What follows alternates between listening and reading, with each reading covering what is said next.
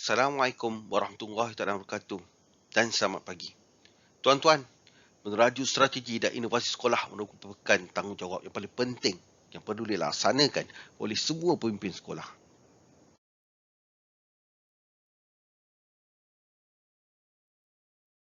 Sebelum pemimpin sekolah merancana strategi mereka, maka terdapat 3 perkara yang perlu dianalisis oleh pemimpin sekolah. Yang pertama ialah sejarah sekolah. Tuan-tuan, hendaklah mengetahui apa yang telah berlaku sebelum ni. Sama ada kejayaan-kejayaan lepas, ataupun kegagalan lepas, ataupun bencana, ataupun kemalangan, ataupun apa-apa sahaja yang berlaku pada masa-masa yang lalu. Yang kedua, sebagai pemimpin sekolah, tuan-tuan perlu mengenal pasti terlebih dahulu isu-isu luaran dan isu-isu dalaman. Maka tuan-tuan perlu membuat analisis persekitaran. Sama ada tuan-tuan nak buat SWOT pun boleh, ataupun nak pastel pun boleh, terpulang kepada tuan-tuan. Janji tuan-tuan tahu apa yang berlaku di luar, apa berlaku di dalam. Tujuannya untuk apa? Supaya tuan-tuan dapat mengetahui apakah kekuatan dan opportunity yang ada dan peluang yang ada supaya tuan-tuan boleh gunakan, dan tuan-tuan boleh tahu apakah kelemahan, apakah ancaman yang tuan-tuan perlu hadapi. Selain itu, tuan-tuan hendaklah mengenal pasti apakah sumber yang ada pada sekolah tersebut, dan mengenal pasti apakah sumber yang diperlukan untuk sekolah tersebut untuk bergerak maju.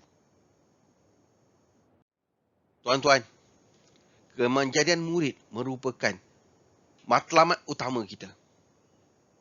Jadi, setiap sekolah, setiap orang dalam sekolah, tak kira siapa, sama ada guru ke, makcik kantin ke, kerani ke, semuanya perlu berusaha ke arah kemenjadian murid. Sebab itulah visi dan objektif kita akhirnya kepada kemenjadian murid. Tuan-tuan, visi dan objektif merupakan kompas dan penanda aras pada sekolah kita. Kompas supaya kita dapat tahu apakah arah tujuan kita. Maka penanda aras supaya kita boleh menilai sejauh mana prestasi kita berbanding apa yang kita perlu capai. Tuan-tuan, apa itu visi? Visi ialah cita-cita kita. Apa yang kita harapkan berlaku pada sekolah tersebut. Dan semestinya visi kita akhirnya kepada kemenjadian murid. Objektif apa pula? Objektif ialah pencapaian yang kita boleh harapkan. Yang lebih clear, yang lebih jelas. Yang kita boleh ukur. Itu objektif. Visi, cita-cita, objektif ialah pencapaian yang kita harapkan. Apa contohnya? Kalau misi sekolah, selalunya misi sekolah ni dia ambil misi KPM. Tapi boleh juga kita ada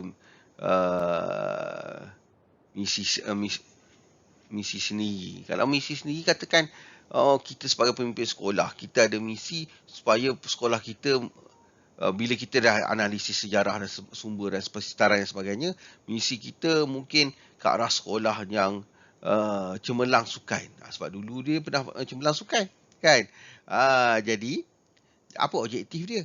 Objektif dia mungkin tahun ni kita nak capai 4 sukan ke peringkat negeri dan sebagainya. Itu contohnya, tuan-tuan. Apa ciri-ciri visi yang baik? Ciri-ciri visi yang baik ialah berfokuskan pada kejayaan murid dan memberi inspirasi. Kan? Kita dengar, kita rasa tergetar hati kita untuk kita ikut dia. Macam Toyota lah. Toyota apa visi dia? Visi dia ingin ingin mencari kesempurnaan. Jadi semua apa yang dia buat untuk mencapai kesempurnaan. Kan? Kita tengoklah contoh visi Honda. Honda kata dia tak nak nombor 1 di Jepun, dia nak nombor 1 di dalam dunia. Itu memberi inspirasi, tuan-tuan, kepada semua pekerja-pekerja dia untuk mencapai tujuan yang sama, tuan-tuan. Kalau boleh kita beri visi yang beri inspirasi pada kita punya ahli organisasi. Selain daripada itu, kita perlu ringkas, tuan-tuan. Kalau tuan-tuan tulis panjang berjela, orang tak ingat. Orang tak ingat. Jadi kita kena ringkas supaya mudah diingat dan clear. Jangan guna nak buat inspirasi sangat, kita guna ayat jargon. Jangan. Ayat-ayat orang tak faham. Jangan. Kita ambil ayat yang orang mudah faham. Itu dia visi. Setelah sekolah, setelah tuan-tuan mengenal pasti di mana tuan-tuan nak pergi. Nak pergi tu macam mana nak tahu? Berdasarkan visi dan objektif kita. Kita dah tak clear dah. Visi kita ke mana kita arah seterusnya, apa pencapaian kita nak capai, maka kita perlu melaksanakan assessment. Assessment apa? Penilaian. Itu bahasa orang putih dia, penilaian. Penilaian sekarang ni kita di sekolah kita ni sebenarnya di peringkat mana? Maka kita boleh gunakan gap analysis. Di mana kita menganalisis pencapaian sebenar sekolah dengan sasaran sebenar yang perlu dicapai oleh sekolah. Katakan sekolah sepatutnya mencapai 70% kelulusan SPM. Tapi sekarang sekolah hanya capai 50%. Tu nampak jurang dia tu. Jurang dia sebanyak 20%. Jadi wujud jurang prestasi. Dan jurang tersebutlah yang kita nak rapatkan. Supaya kita boleh capai sasaran yang disasarkan oleh pihak sekolah. Jadi sasaran pencapaian ni kita akan bincanglah dengan PPD. Kita akan bincang sepatutnya sekolah kita berapa agaknya. Kita cari sasaran yang kita mampu laksana. Okey. Kemudian ada satu lagi jurang. Selain daripada jurang prestasi, kita ada jurang peluang. Jurang peluang ialah jurang yang melepasi sasaran sekolah. Jurang tu merupakan jurang yang kita cita-citakan. Sepatutnya sekolah capai tahap mana? Berdasarkan objektif kita. Nampak ada dua sasaran kita. Satu sasaran yang kita tetapkan, yang ditetapkan oleh bersama kita sekolah dan PPD. Dan satu lagi sekolah yang sasaran yang kita sendiri idam-idamkan. Nampak kan? Ada dua. Itu jurang peluang. Sejauh kalau kita dah, yang pertama kali kita kena capai lah. Kita kena rapatkan jurang prestasi itu supaya kosong. Tak ada jurang langsung. Apa jurang peluang kita? Kita kena high. Kena apa? Kena aim high. Ataupun orang Melayu kata, kena capai, kena berimpian tinggi. Itu jawapan orang Melayu. Okay, tuan-tuan. Setelah kita mengenal pasti jurang masalah kita, maka kita kena kategorikan dia. Sama ada dia merupakan kerja teras ataupun kerja meneroka. Apa maksud teras? Apa maksud meneroka? Teras ialah kerja yang kita buat pada hari ini.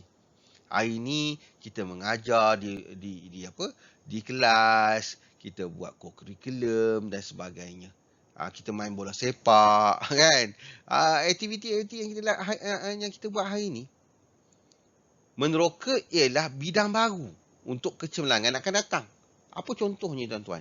Contohnya, akan datang kita akan lihat bahawa dunia ni perlukan kemahiran coding. Kan? Kemahiran, semua orang perlukan coding. Ataupun buat grafik untuk media sosial. Itu kemahiran akan datang. Kita perlukan sediakan anak-anak kita untuk itu juga. Okey. Jadi dua-dua ni pun penting, tuan-tuan. Yang teras kita perlu dilakukan supaya kita dapat mencapai apa yang kita cita-citakan sekarang. Untuk meneroka, kenapa kita buat meneroka, tuan-tuan? Supaya kita 10 langkah lebih awal pada orang lain. Orang lain tak buat lagi, kita dah buat dah. Maka kita mendahului orang lain. Dan kita sudah bersedia. Dua-dua penting. Tapi yang menjadi persoalan sejauh mana strategi kita untuk memperuntukkan sumber dia. Sumber yang kita ada untuk melaksanakan aktiviti teras dan aktiviti meneroka. Tuan-tuan, untuk menyelesaikan isu ataupun masalah di sekolah kita, maka diperkenalkan 5 langkah penyelesaian masalah dan pembelajaran. Langkah pertama ialah mengenal pasti jurang prestasi. Tadi kita dah tengok dah. Kita dah tengok dah tentang gap analysis. Itu jurang prestasi tu. Nak tengok sejauh mana jurang antara pencapaian semasa kita dan apa yang nak kita capai. Kemudian apa kita perlu buat ialah kita perlu melaksanakan analisa punca masalah. Seterusnya kita mengenal pasti penjajaran organisasi. Kemudian kita merancang dan melaksanakan tindakan pembetulan. Kemudian kita memantau, belajar dan menambah baik tindakan kita. Dan akhirnya kita lihat kembali jurang prestasi itu. Sama ada jurang prestasi itu semakin merapat ataupun semakin melebar. Kalau melebar ada benda tak kena kita buat. Kalau yang kita nak dia semakin merapat. Tuan-tuan, ada tool yang boleh digunakan untuk kita menganalisis punca masalah. Tool yang saya maksudkan ialah 5Y. 5 mengapa? Bagaimana nak laksanakan 5 mengapa ni? Mudah aja dengan menanyakan why. Mengapa? 5 kali. Kenapa tanya 5 kali? 5 kali adalah rule of thumb. 5. Nak tanya lebih pun tak apa. Asalkan akhirnya kita mendapat punca sebenar. Okey, saya bagi contoh tuan-tuan. Contohnya ialah, masalahnya ialah kehadiran murid harian ke sekolah purata 73 markah. 73. Purata kehadiran murid sekolah 73. Mengapa? Kita cuba tanya pada guru, murid lah. Sebab murid yang tak datang, tanya dia lah kenapa. Okey. Mengapa sikap guru mempengaruhi ketidakhadiran di sekolah? Mungkin guru darang dan sebagainya. Kan? Mungkin dia tak seronok dengan pencapaian, dengan cara guru menegur dia. Kan? Okey, mengapa corak pengajaran guru tidak memudahkan murid memahami mata pelajaran tersebut? Mengapa tidak menghormati kepelbagaian seperti bakat, pengalaman dan cara pembelajaran? Itu kita belajar kat maktab lah. Sebab setiap orang ada caranya tersendiri, tuan-tuan. Kalau kelas-kelas tu kita, dulu sekarang tak ada lah kelas-kelas. Kalau pelajar yang agak kadang-kadang bukan sebab dia tak pandai, tuan-tuan. Cuma approach dia tak kena. Dan kita tanya mengapa lagi? Kurangnya pembangunan, mengapa terjadinya perkara tersebut? Kerana kurangnya pembangunan profesional di kalangan guru. Dan kita tanya lagi mengapa? Kerana tiada pembangunan profesional guru. Last kita tahu itu punca sebenar. Sebab cikgu-cikgu ni tak ingat dah apa yang dia belajar kat maktab, dah lama tinggal. Kita tak bugarkan. Kita tak bugarkan. Setelah kita mengenal pasti punca-punca masalah, maka seterusnya kita perlu mengenal pasti apakah tindakan kita untuk mengatasi punca-punca masalah tersebut. Dan tindakan-tindakan kita boleh berdasarkan model keselarasan. Apa itu model keselarasan? Model keselarasan mengatakan terdapat 4 faktor, 4 perkara yang perlu dilaksanakan. Perlu dilaksanakan serentak. Tak boleh tinggal satu pun. Dia macam perahu layar. Kalau perahu layar tu satu pelayar tak menggerakkan dia punya sauh, maka tak sampai. Dia kena selari. Semua kena buat. Ada 4 perkara. Pertama ialah budaya, tuan-tuan. Budaya. Dalam menyelesaikan isu, tuan-tuan, tuan-tuan kena ubah budaya dia supaya dapat serasi dengan penyelesaian masalah tersebut. Contohnya, tuan-tuan, tuan-tuan nak buat nak menjadikan guru kita ni lebih mesra pelajar. Tuan-tuan kenalah buat budaya mesra kat sekolah. Kan? Okey. Seterusnya, kita akan kenal pasti apakah tugas kritikal yang saling bergantung antara satu sama lain. Contohnya dalam pengajaran ialah kita punya sesi pengajaran lah. Kalau kita kena apa? Kena kenal pasti apakah tindakan-tindakan kita untuk menambah baik sesi pembelajaran tersebut. Katakan kita nak buat sekolah mesra murid. Apa dalam sesi pengajaran tersebut yang kita boleh tambah baik, berselitkan tentang sesi semester murid. Kemudian, tuan-tuan, kita perlulah menganalisis keupayaan kita. Adakah kita punya sumber-sumber cukup? Kan? Kita kena semua manusia cukup. Semua berupaya untuk laksana, adakah sumber manusia kita berupaya untuk melaksanakan apa yang kita citakan? Kita kena tingkatlah capability dia. Dia punya kapasiti dia.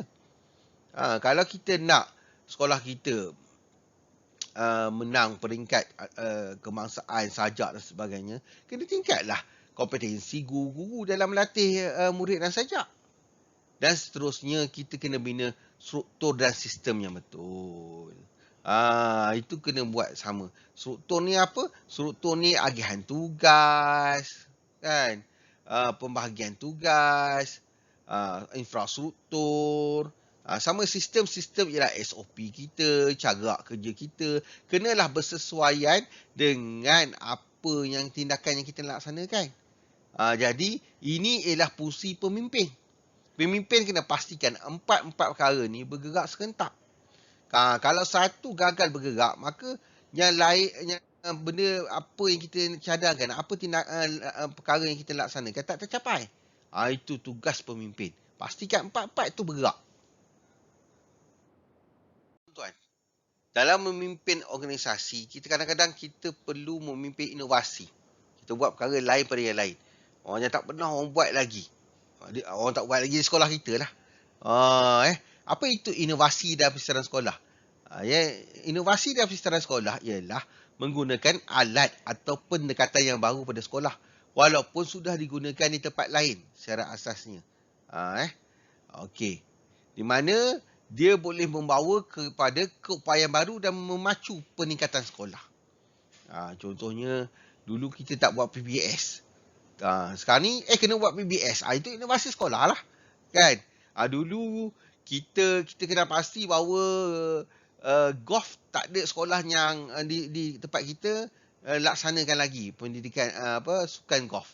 Kita masuk sukan golf. Itu pun inovasi. Bila kita masuk, kita seoranglah juara di era kita, kan? Kita dah jauh tinggalkan orang lain. Itu inovasi. Tetapi tuan-tuan, dalam kita nak melaksanakan inovasi ni, tuan-tuan, maka kita ada halangan-halangan dia. Sebab ada orang tak suka benda baru ni. Ramai tak suka, kan? Jadi kita perlu memimpin perubahan. Dalam memimpin perubahan ni, kita perlu menghadapi inersia struktur dan inersia budaya. Inersia tu apa, tuan-tuan? Inersia tu perkara yang menghalang ataupun yang kita nak menghalang kita daripada bergerak. Contohnya, tuan-tuan, kita nak naik kereta. Kita guna gear 1. Sebab apa gear 1? Sebab mula-mula nak naik kereta, dia susah nak jalan. Bila dah jalan, bila dah mula berjalan, senang. Kita boleh gear 2, kan? Kita perlukan kekuatan yang lebih untuk mengatasi inersia tersebut. Apa inersia? Kalau kereta, inersia dia berat lah. Berat kereta tu. Tapi kalau organisasi, dia ada 2. Satu, inersia struktur. Rintangan terhadap perubahan yang berakar umbi pada saiz, kerumitan atau saling bergantung dalam struktur organisasi, sistem dan proses formal. Inersia budaya. Penentangan terhadap perubahan berakar umbi dengan jangkaan bersama. Bagaimana orang yang perlu bagaimana perkara perlu dilakukan, jelas dalam norma, nilai dan rangkaian sosial sebuah organisasi. Senang cakap, inersia budaya ni sebenarnya inersia yang kita akan hadapi dengan manusia lah. Kalau inersia struktur ni inersia yang kita akan alami dengan sistem kita, dengan kemudahan kita, dengan infrastruktur kita, dengan SOP kita. Dua-dua tu ada masalah. Dua-dua tu kita kena hadapi, tuan-tuan. Kadang-kadang kita nak buat coding, tapi struktur kemudahan tak cukup. Itu inersia struktur lah. Tapi inersia budaya, kita nak buat coding, tapi ditentang keras oleh guru senior. Itu inersia budaya. Itu contoh-contoh dia. Tuan-tuan, dalam melaksanakan inovasi, maka kita masih menggunakan tool model keserasan. Maka kita perlu ada keupayaan baru, satu set struktur dan sistem yang baru, satu set budaya baru dan satu set tugasan kritikal yang baru. Kita dalam melaksanakan inovasi, kita cuba bertanya dengan diri kita. Apakah keupayaan yang kita perlu ubah? Kita perlu tambah.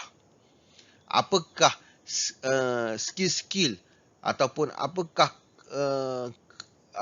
kompetensi yang perlu guru kita tambah supaya dapat menjalankan inovasi yang kita cadangkan tersebut? Apakah jenis kos yang mereka perlukan?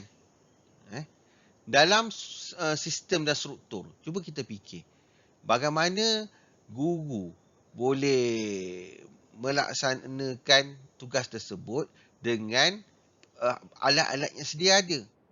Apakah bahan-bahan yang kita perlukan untuk membantu guru melaksanakan perkara tersebut?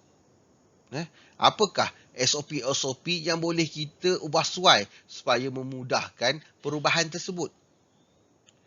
Okey.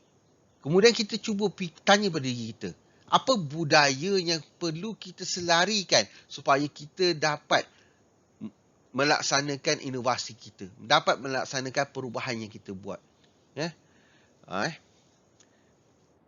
Dan cuba kita tanya tentang tugas kritikal. Apakah perkara-perkara, tugas-tugas yang perlu kita tambah baik, ataupun perlu kita tambah, ataupun perlu kita kurangkan untuk kurangkan bebanan mereka. Dan kita tanyalah pada diri kita, apa yang kita boleh ubah pada diri kita. Kita asyik tanya orang aja.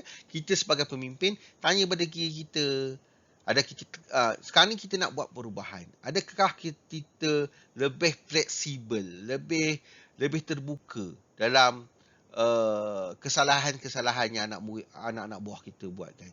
Yang anak buah kita laksanakan.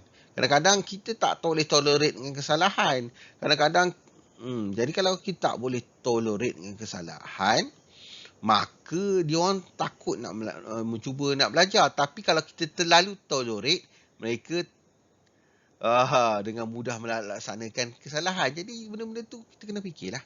Sejauh mana kita support anak-anak buah kita, sejauh mana kita support sekolah kita, bagaimana kita cari hubungan dan jaringan. Jadi kita tanya diri kita sendiri. Tuan-tuan, dalam merapatkan jurang prestasi kita, kita ingin meninggalkan fasa dahulu yang kurang cemerlang kepada fasa yang akan datang yang lebih cemerlang. Maka kita akan berada di fasa transaksi. Tuan-tuan, dalam kita membuat perubahan ni tuan-tuan, membuat inovasi ni tuan-tuan, maka kita perlu bermula dengan sekumpulan pekerja yang bersemangat. Tak semestinya mereka pakar, tapi yang penting mereka bersemangat untuk mengurangkan rintangan. Tuan-tuan, pertama macam kita dah belajar tadi, kita ada initia. Kita perlu mengatasi initia tersebut. Initia tu rintangan lah. Apa cara-cara untuk kita menghadapi rintangan? Tuan-tuan, pertama ialah kita diagnosis lanskap politik dengan membina pakatan. Kita lihat apakah politik yang berada di sekolah. Dan kita kenal pasti siapa tekong dia, siapa yang beragak berpengaruh di sekolah. Maka kita cuba dekati mereka dengan membina pakatan. Kita masukkan orang-orang yang berpengaruh tersebut menjadi pakatan kita. Jadi kerja kita lebih mudah.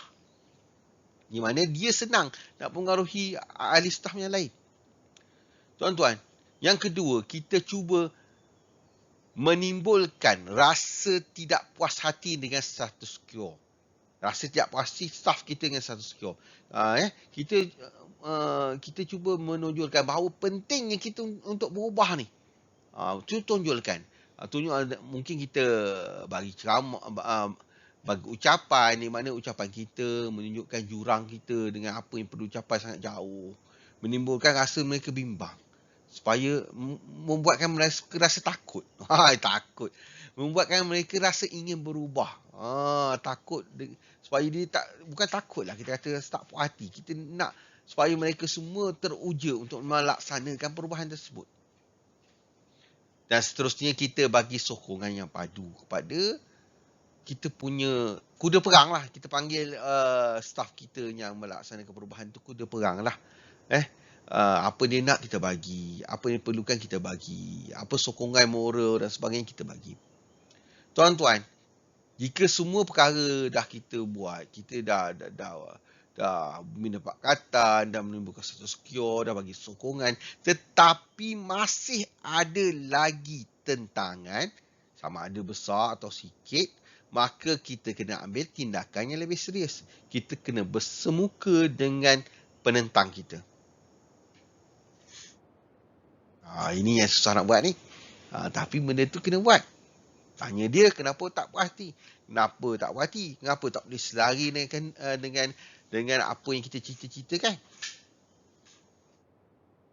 Put fish in the table, orang putih panggil lah. Cakap terus terang. Jangan selindung-selindung. Ini kelemahan kita. Kita selalu nak selindung. Kita tak suka nak terus terang. Jadi berjumpa dengan siapa yang menentang kita dan tanya dia, kenapa dia tak puas hati? Apa yang dia perlu tambah baik? Dan still dia tak puas hati, maka tindakan yang lebih tegas perlu diambil. Okey, akhirnya kita bina pasukan yang pemimpin yang lebih berkesan. Kita bila kita dah berjalan kita punya perubahan tersebut, kita akan nak kenal pasti orang-orang yang berkebolehan yang dapat menyokong kita. Maka kita bina satu tim pimpinan yang lebih berkesan dan kita bagi empowerment. Kadang-kadang kita ada fikir-fikir, bukan kadang-kadang, memang kita ada fikir pun. Kita ada penolong-penolong tu, kita bagi empowerment pada mereka. Kita sertakan mereka. Jangan bagi mereka rasa terasing dalam melaksanakan perubahan ini. Dan akhirnya kekalkan momentum. Bagaimana kita nak kekalkan momentum untuk perubahan? Tuan-tuan, dalam perjalanan kita untuk mencapai destinasi, kita ada fasa-fasa kita. Maka di fasa-fasa kita tu, kita ada kejayaan-kejayaan kecil. Sebelum kita mencapai kejayaan yang besar, kita ada kejayaan-kejayaan kecil. Contohnya, sebelum kita nak ambil SPM tu, kita mungkin ada trial. Jika kita berjaya dalam trial, maka raikanlah. Raikan pada siapa-siapa yang telah berjaya. Siapa-siapa yang bantu kita. Dia ada serampang dua mata, tuan-tuan. Pertama, untuk kita menghargai orang yang menyokong kita. Yang kedua, untuk apa, tuan-tuan? Untuk kita membuktikan pada semua orang bahawa projek kita akan berjaya. Sebab apa? Dah ada kejayaan-kejayaan sebelum kejayaan besar. Seterusnya, tuan-tuan, kena kekal fokus pada visi keseluruhan dan gunakan kejayaan lalu untuk membina keyakinan sebelum menangani perkara baru. Macam saya dah beritahu tadi lah. Kejayaan-kejayaan lalu, kita lihat, kita akan ada time frame kita. Kita gunakan kejayaan lalu untuk bina keyakinan. Bukan keyakinan pada diri kita saja, pada semua orang. Bagaimana membina pasukan pemimpin yang berkesan? Pertama, kita memastikan bahawa semua ahli tahu bahawa mereka adalah sebahagian pada pasukan. Yang kedua, kita beri masa dan maklumat yang cukup untuk ahli melaksanakan kerja. Seterusnya, kita menggunakan masa ahli dengan berkesan dan cekap. Ini banyak yang kita terlepas pandang. Kita kadang-kadang mesyuarat begitu panjang. Kita lupa bahawa ahli kita ada kerja lain juga. Jadi tuan-tuan, kena hargai setiap masa ahli kita. Cuba gunakan masa dengan cekap. Kalau dia tak terlibat dengan mesyuarat tersebut, janganlah panggil. Biar dia buat kerja dia. Ataupun kerja mesyuarat tersebut mungkin boleh diringkaskan. Mungkin kita hanya kadang-kadang tak perlu buat mesyuarat pun. Hanya serahkan nota tugas saja. Mereka boleh buat. Itu tuan-tuan, itu yang menjadi kelemahan kita tuan-tuan. Di mana kita banyak buang masa ahli kita. Maka bila tak cukup masa, maka susahlah. Sama juga selain itu, bagaimana kita guna masa dengan cekap. Dengan kita bagi tugas sama rata. Jangan bagi seorang je tugas dia. Semua 10 tugas dia seorang je buat. Mentang-mentang lah dia tahu semua. Maka dia tak sempat nanti nak buat dan tak. Kalau tuan-tuan, kalau 10 kerja orang lain yang dia buat, dah tentu dia tak dapat hasilkan benda yang lebih berkualiti sebab kekangan masa dan kekangan sumber dia dengan tenaga. Jadi tuan-tuan, itu kena bear in mind tuan-tuan. Jangan kita paksa kita punya angsa bertelur emas. Kita bertelur banyak-banyak sangat. Lama-lama kalau dia mati, macam mana? Kalau angsa tu mati, macam mana? Wujudkan angsa-angsa emas yang lain. Tuan-tuan, bagi kerja pada orang lain sama. Tuan-tuan kena latih juga orang lain, tuan-tuan. Akhirnya, membina keperpaduan antara semua organisasi dan mengagihkan kepimpinan secara saksama. Tuan-tuan, sebagai PGB, kita memainkan 3 peranan. Pertama, kita memainkan peranan sebagai pemimpin yang berwawasan. Di mana kita ada cita-cita yang tinggi, berpandangan jauh dan setiap kerja kita, setiap apa yang kita buat untuk mencapai matlamat tersebut. Yang kedua, kita kena jadi arkitek, tuan-tuan. Untuk mencapai matlamat tersebut, kita kena ada plan kita. Kan kita buat plan, kita ada plan kita ada rancangan kita ada strategi kita, ada taktikal kita, plan operasi kita, supaya semua kerja-kerja kita selari dengan apa yang kita cita-citakan. Dan juga selari dengan model keselarasan tadi. Kita kena selaraskan. Kita perlu jadi arkitek supaya item-item dan model keselarasan tadi, contohnya budaya, kapasiti, sistem dan tugas kritikal, kita dah cater semua. Kita dah buat semua. Dah ambil kira semua sebelum kita merancang. Barulah rancangan kita bagus. Dan akhirnya tuan-tuan, kita perlu menjadi pembina rangkaian. Di mana kita kena membina rangkaian dalaman dan membina rangkaian luaran. Dua-dua kita kena bina. Rangkaian antara anak-anak buah kita dengan pemimpin dan rangkaian daripada orang lain, daripada stakeholder kita, PPD, JPN, KPM dan orang-orang yang boleh bantu kita, NGO, sekolah, PIBG, sekolah lain, PIBG, IPG, siapa saja yang sudah membina kita. Lebih banyak rangkaian kita, lebih senang kita nak buat kerja. Okey tuan-tuan, itu saja tuan-tuan dalam sesi memimpin perubahan. Semoga sesi ini memberi manfaat pada tuan-tuan. Tuan-tuan, saya Mahathir Fansuri bin Azizan, pensyarah kanan Jabatan Pengurusan Inovasi dan Kualiti, ingin memohon kemaafan jika ada salah silap dan saya harap webinar ini memberi manfaat pada tuan-tuan. Assalamualaikum warahmatullahi wabarakatuh.